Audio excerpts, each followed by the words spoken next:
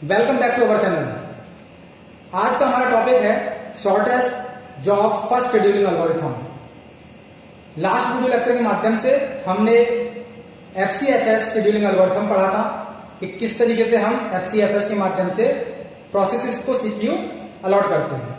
आज हम पढ़ेंगे shortest job first scheduling algorithm कि हम इस एल्गोरिथम के माध्यम से किस प्रकार से हम अपनी प्रोसेसेस को सीपीयू एलोकेट करेंगे। तो इसमें कुछ पॉइंट्स हैं जिनके माध्यम से हम ये पता करेंगे कि किस तरीके से हम अपनी प्रोसेसेस को सीपीयू एलोकेट करते हैं। तो सबसे पहला पॉइंट है it can be implemented in both primitive and non primitive mode.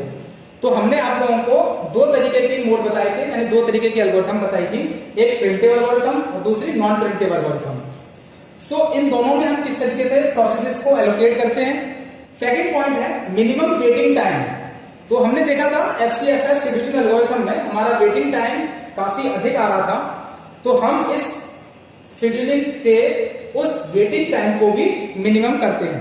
तो इसलिए हम शॉर्टेस्ट जॉब शेड्यूलिंग का यूज करेंगे। तीसरा है preemptive SJF is also known as shortest remaining time algorithm. हम दो तरीके से मैंने आपको बताया, एक तो प्रिमिटिव और दूसरा नॉन प्रिमिटिव मोड में इस एल्गोरिथम का हम इम्प्लीमेंटेशन करेंगे। बट जो नॉन प्रिमिटिव एल्गोरिथम होगी वो हमारी एसजेएफ कहलाएगी, और जो हमारी प्रिमिटिव मोड की एल्गोरिथम होगी प्रिमिटिव एसजेएफ, उसको हम बोलेंगे शॉर्टेस्ट रिमेनिंग टाइम एल्गोरिथम। ठीक है, तो अब हम सबसे पहले इंप्लीमेंट करेंगे नॉन प्रिमिटिव मोड में कि हम नॉन प्रिमिटिव मोड के माध्यम से shortest job first scheduling algorithm की प्रॉब्लम को या प्रोसेसेस को हम सीपीयू किस प्रकार से एलोकेट करते हैं। तो हम उसको समझेंगे एक न्यूमेरिकल के माध्यम से या एक प्रॉब्लम के माध्यम से। वो हम देख लेते हैं कि किस तरीके से हम अपने प्रॉब्लम को या अपने प्रोसेस को सीपीयू एलोकेट करते हैं।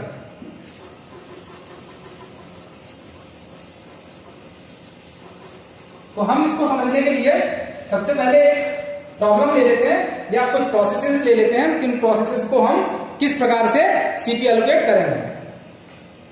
तो सबसे पहले हम कुछ प्रोसेसेस यहां लिख लेते हैं और उनका एक बस्ट टाइम के बारे में मैंने आप लोगों को बताया था अपने पिछले वीडियो लेक्चर के माध्यम से कि बस्ट टाइम क्या होता है। तो हमारे पास कुछ प्रोसेसेस हैं P1, P2, P3 and P4। ठीक है, इनके कुछ बस्ट टाइम है। बस्ट टाइम हमने यहां इनके लिख लेते हैं। P1 का 4, P2 का 7, P3 का 9 और P4 का 3। तो ये हमारी प्रोसेसेस हो गई, इनके ये बस्ट टाइम हो गए। चूंकि हम इसे अब किस मोड से सॉल्व करेंगे, नॉन प्रिमिटिव मोड से सॉल्व करेंगे। ठीक है, अब देखिए यहां पे हमारे पास अराइवल टाइम नहीं दिया हुआ है, तो हम क्या करेंगे, अज्यूम कर लेते हैं, assume arrival time is 0 all the processes. सारी प्रोसेसेस का जो अराइवल टाइम है वो कितना है, 0। अराइवल टाइम कौन सा होता है, जब हम न्यू स्टेट से और रेडी स्टेट में अपनी प्रोसेसेस को एंटर कराते हैं, तो वो हमारा अराइवल टाइम होता है कि हमारी प्रोसेसेस रेडी हो जाती हैं किसके लिए, फॉर एग्जीक्यूशन। तो हम उसको अराइवल टाइम कहते हैं जब हमारी प्रोसेस रेडी स्टेट में एंटर करती है। तो हमने यहां पे अज्यूम कर लिया कि हमारा अराइवल टाइम सभी प्रोसेसेस का क्या है, 0 है। अब इसके हिसाब से हम लोग क्या करते हैं, एक गैंट चार्ट तैयार करते हैं, जो कि मैंने आपको पिछली एल्गोरिथम में बताया था। गैंट चार्ट बहुत इंपॉर्टेंट फैक्टर है इन प्रोसेसेस को सीपीयू एलोकेट करने में। तो हम गैंट चार्ट तैयार कर लेते हैं।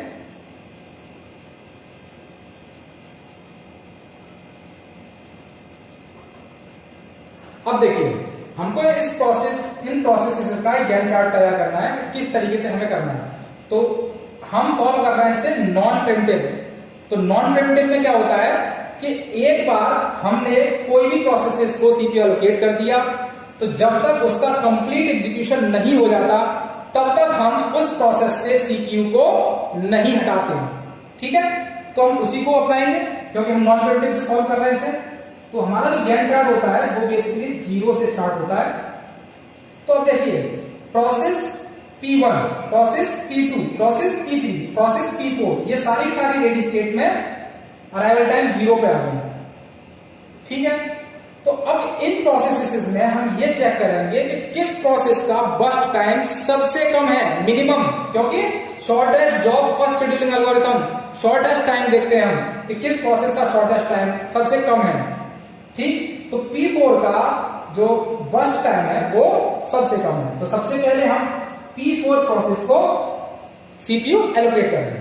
ठीक है, सीपीयू एलोकेट किया, जब तक इसका कंप्लीट एग्जीक्यूशन नहीं हो जाएगा हम इसे सीपीयू को नहीं हटाएंगे।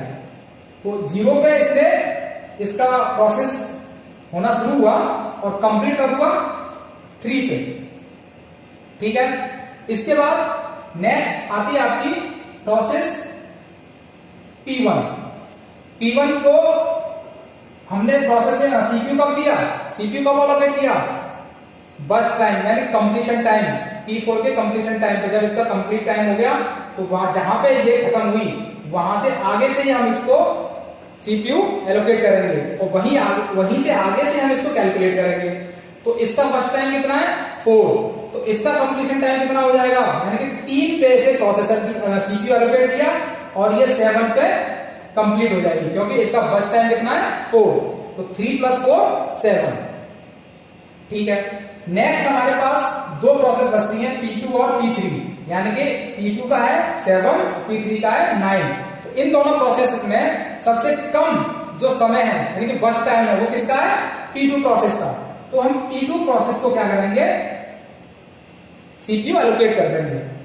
तो कहां पे दिया हमने सीपीयू इसको, 7 ms पे, और इसका बर्स्ट टाइम कितना है, 7, तो 7 14 ms पे इसका कंप्लीशन हो जाएगा। अब लास्ट प्रोसेस बचती है हमारे पास P3, जिसका कि बर्स्ट टाइम कितना है, 9, तो 14 9 23 ms पे हमारे सभी प्रोसेसेस का कंप्लीट एग्जीक्यूशन हो जाएगा। तो अब इस न्यूमेरिकल में वो हमसे ये कहता है कि calculate the waiting time of all the processes, average waiting time. तो अब हम क्या करेंगे, यहां पे हम इन सभी प्रोसेसेस का क्या निकालेंगे, एवरेज वेटिंग टाइम। ठीक है, तो सबसे पहले हम निकालते हैं प्रोसेस P1 का। प्रोसेस P1 का वेटिंग टाइम कितना होगा, चूंकि ये प्रोसेस हमारी P1 0 टाइम पे एंटर की थी, रेडी स्टेट में, रेडी होने के लिए फॉर एग्जीक्यूशन। तो एंटर तो 0 पे कर देंगे, लेकिन उसे सीपीयू कब मिला, उसे सीपीयू मिला 3 ms पे, तो इसका वेटिंग टाइम कितना हो गया, 3 ms। ओके, देन P2 ये भी 0 पे एंटर की थी, सीपीयू कब मिला इसे, 7 पे, तो इसका वेटिंग टाइम 7 ms। इसी प्रकार P3 का जो सीपीयू एलोकेट किया गया वो कब किया गया, 14 पे। ठीक है, तो इसका वेटिंग टाइम 14 ms। चूंकि अब सभी प्रोसेसेस का अराइवल टाइम 0 है, तो हम इसमें से कुछ भी माइनस नहीं करेंगे। वो अराइवल टाइम होगा, उसके लिए मैं आपको भी नेक्स्ट प्रॉब्लम बताऊंगा कि किस तरीके से हम करेंगे। ठीक है, ये हो गया। अब इसके बाद P4 देखिए, P4 हमारी रेडी स्टेट पे कब आई, 0 ms पे, 0 पे आई और उसे 0 पे आते ही उसे सीपीयू एलोकेट हो गया, तो इसका वेटिंग टाइम 0। अब इसका हम क्या निकालेंगे, एवरेज टाइम कितना होगा, 14 7 21 एंड 24 24/4। तो इसका जो एवरेज मिनिमम मतलब एवरेज जो वेटिंग टाइम होगा वो क्या होगा, 6 ms। इसका जो एवरेज वेटिंग टाइम होगा वो हो जाएगा 6 ms। अगर इसी प्रॉब्लम को हम FCFS एल्गोरिथम से करते तो उसका वेटिंग टाइम इससे अधिक आएगा। इसलिए हम ये कहते हैं, जो हमारा सेकंड पॉइंट था, मिनिमम वेटिंग टाइम को फाइंड करने के लिए हम shortest job first scheduling algorithm से उसे सॉल्व करेंगे। अब हम एक दूसरा प्रॉब्लम लेते हैं जिसको कि हम सॉल्व करेंगे प्रिमिटिव एल्गोरिथम से। तो उसको हम किस तरीके से सॉल्व करते हैं ये देख लेते हैं एक बार।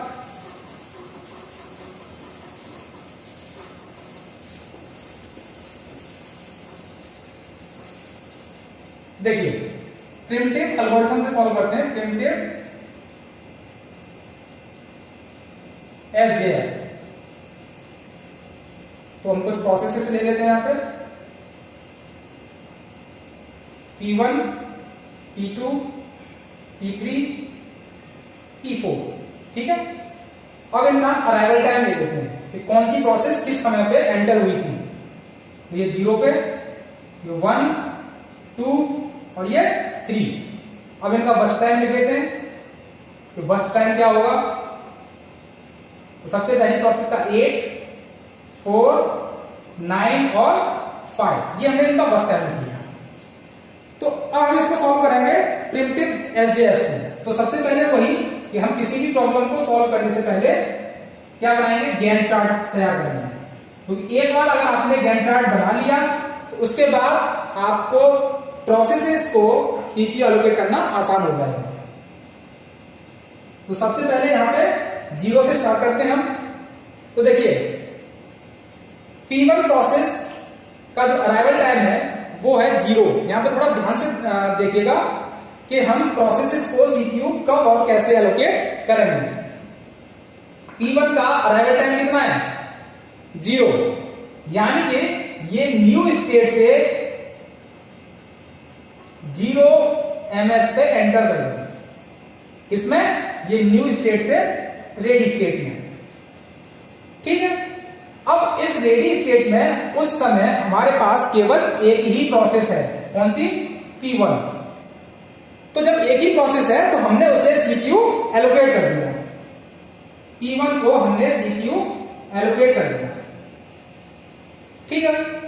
अब जब ये प्रोसेस हमारी 1 ms चल गई, यानी कि इसका प्रोसेस का 1 ms प्रोसेसिंग हो चुकी है, तो उस समय P2 प्रोसेस जो कि जिसका कि अराइवल टाइम कितना है, 1 ms, वो न्यू स्टेट से रेडी स्टेट में एंटर कर गई।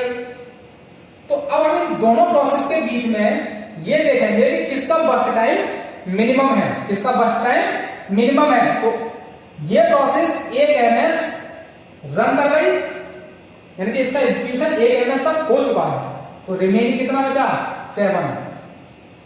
तो 7 ms और 4 ms में से मिनिमम जो बस्ट टाइम है वो P2 प्रोसेस का है, 4। तो अब हम क्या करेंगे कि 1 ms पे P2 प्रोसेस को एंटर कराएंगे, यानी कि कहने का मतलब ये हुआ कि P2 प्रोसेस को हम सीपीयू एलोकेट कर देंगे P1 प्रोसेस से हटाकर।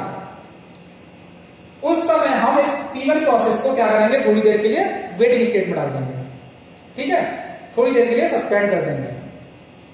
क्यों, क्योंकि P2 प्रोसेस का जो वेटिंग बस्ट टाइम है वो मिनिमम है कंपैरिजन टू P1 प्रोसेस में।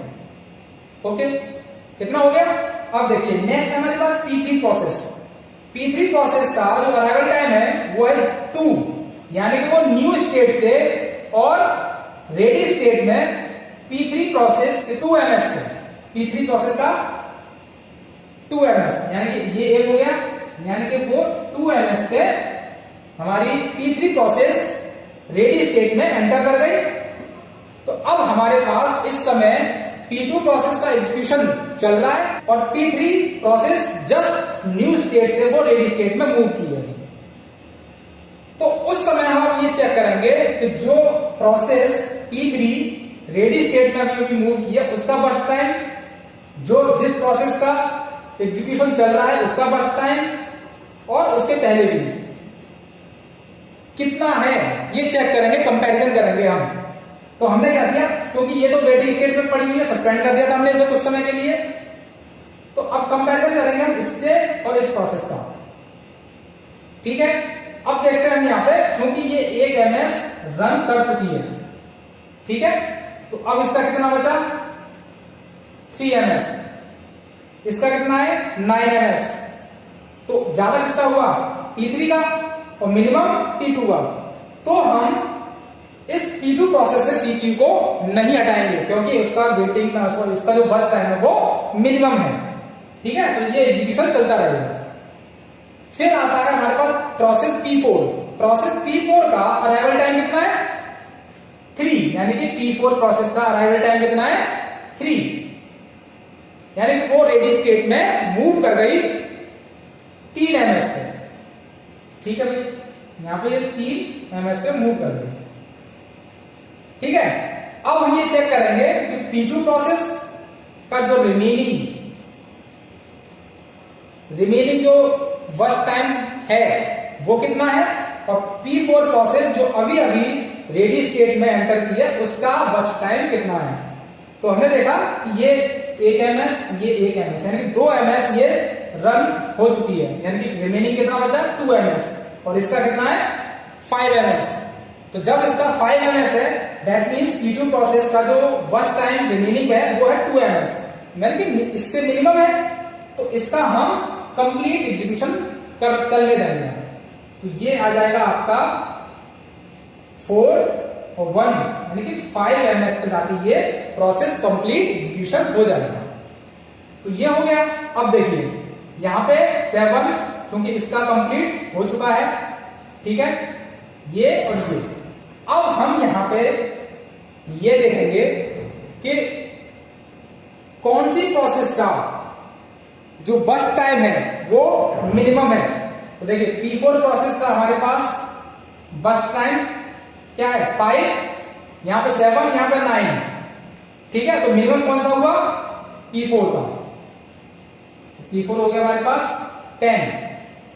इसके बाद P1 7 है, P1 तो 10 7 17, देन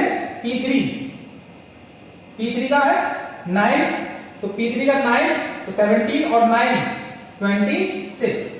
तो ये हमारा प्रिमिटिव मोड में SJF का जो गैंट चार्ट है इस प्रॉब्लम का वो ये है। अब आपको निकालना है इसका मिनिमम वेटिंग टाइम। क्या निकालना है, minimum waiting time, average minimum waiting time. तो सबसे पहले हम क्या निकालेंगे P1 का। तो P1 का देखिए, सबसे पहले हम P1 का चेक करते हैं कि इसका वेटिंग टाइम क्या होगा। तो P1 प्रोसेस हमारी अराइवल टाइम 0 ms पे रेडी स्टेट में मूव की, यानी कि ये। इसके बाद इसको हमने सस्पेंड कर दिया, दोबारा इसको CPU कब मिला 10 ms पे।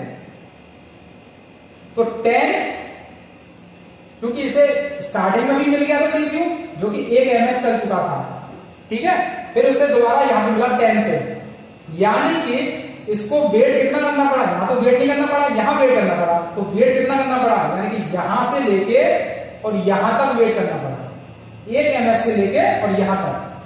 तो हम क्या करेंगे 10 में से 1 को माइनस कर देंगे। समझ में आया? कहने का मतलब यह हुआ कि शुरुआत में हमने P1 प्रोसेस को CPU एलोकेट कर दिया, ठीक है, तो उसका प्रोसेसिंग चालू हो गया। हटाया कब 1 ms पे, फिर दोबारा कब मिला उसे 10 ms पे जाके उसे दोबारा CPU मिला। तो कहने का मतलब ये हुआ कि 1 से और 10 तक 9 ms ही तो उसे वेट करना पड़ेगा, यानी कि 10 - 1 और माइनस अराइवल टाइम कितना आ गया 9। इसी तरीके से हम निकालेंगे P2 प्रोसेस का। तो P2 प्रोसेस का जो वेटिंग टाइम होगा वो कितना है, वेटिंग टाइम अगर हम इस तरीके से लेके चले कि यहां पे कितना है, कम मिला इसको 1 ms पे मिला, ठीक है, 1 ms पे ले लेते हैं हम, ठीक। लेकिन हमको अराइवल टाइम भी माइनस करना है, क्यों, क्योंकि अराइवल टाइम तो इसका 1 है और जैसे ही वो रेडी स्टेट में आया तुरंत उसे CPU मिल गया, तो दैट मीन्स ये हम माइनस कर देंगे, तो इसका हो जाएगा 0। नेक्स्ट निकालते हैं P3 प्रोसेस का।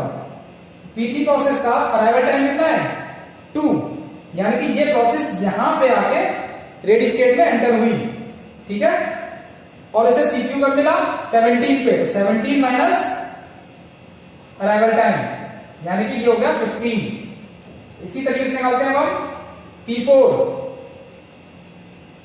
को कब मिला 5 और ये एंटर कब हुई थी 3 पे, यानी कि यहां एंटर हुई और यहां इसे CPU मिल गया, तो कितना अंतर हुआ ये 2 ms।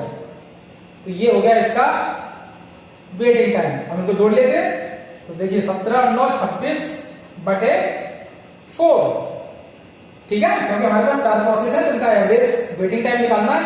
कितना आएगा ये 4.5 यानी 4.5 ms इसका क्या होगा एवरेज वेटिंग टाइम। ठीक है, अगर हम मान लीजिए क्वेश्चन में वेटिंग टाइम निकालने के अलावा वो टर्न अराउंड टाइम भी निकालने के लिए कहता है, तो टर्न अराउंड टाइम कैसे निकालेंगे हम? इसको निकालने के लिए मैंने आप लोगों को एक फॉर्मूला बताया था पिछले वीडियो लेक्चर में कि completion time minus arrival time.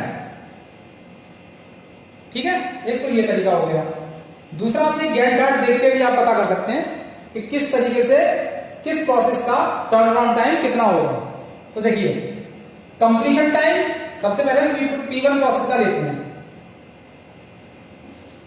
P1 process का कंप्लीट टाइम कितना है 17 माइनस अराइवल टाइम कितना हुआ 17। P2 का कंप्लीशन टाइम 5 माइनस 1 यानी कि 4। ठीक है, अब इसी तरीके से P3 का निकाल लेते हैं। P3 का क्या होगा 26 माइनस अराइवल टाइम यानी कि 2, ये हो गया 24। इसी तरीके से P4 का निकाल लेते हैं हम 10 माइनस 3 यानी कि 7। इसका भी हम एवरेज निकाल सकते हैं 17, 4, 21, 21 और 24, 45 और ये 52 बाई 4 कितना आएगा 1 और 3 यानी कि 13 ms हो गया। तो इस तरीके से हम किसी भी प्रॉब्लम का हमें कोई भी टाइम निकालना हो, या तो waiting time, turn around time, completion time, जो भी आपको निकालना है केवल और केवल ये इस गैंट चार्ट के माध्यम से आप अच्छी तरीके से निकाल सकते हैं। तो ये था हमारा shortest job first scheduling algorithm. अगर आपको इससे रिलेटेड कोई भी प्रॉब्लम है तो हमें कमेंट बॉक्स के माध्यम से पूछ सकते हैं।